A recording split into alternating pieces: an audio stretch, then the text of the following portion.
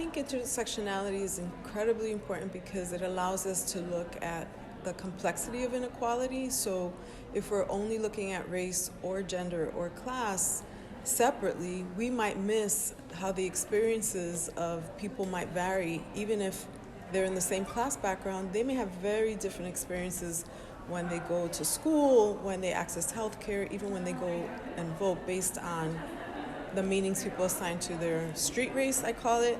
If you're walking down the street, what race do you think others who don't know you would automatically assume you are based on what you look like? And also your gender. These are the two master statuses that often shape your experiences. And so this is incredibly important if we want to create opportunities for everyone. I think could I ask then on street race, what is this concept and why is it so important to measure it or to assign?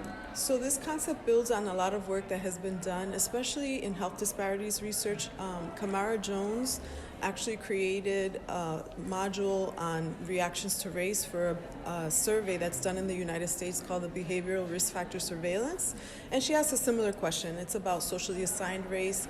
What race do you think other people assume you are in the United States? So my question builds on that, and I actually published an article in the Sociology of Race and Ethnicity that used that question, that measure of race, in a survey of about 1,500 Latinos in the United States, and we find some interesting things that would remain invisible if we were just asking people, how do you see yourself?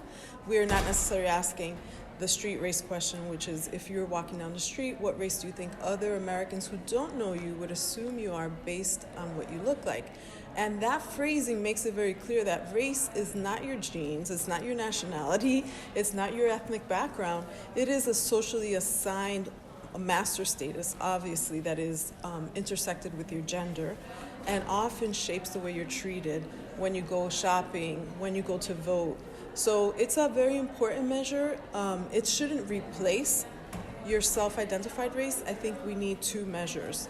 So I also have another forthcoming publication with colleagues, Edward Vargas, who's at Arizona State, that will be in Critical Public Health Journal, that uses that same measure to look at experiences of discrimination. So again, this is an incredibly important measure if we really want to understand the experiences with discrimination and inequality. And street gender is the corollary as well, because the experiences of people who are gendered as transgender or gender nonconforming are going to be radically different than someone who would be gendered as man or woman. And we also need to recognize that we need multidimensional gender data and multidimensional class data.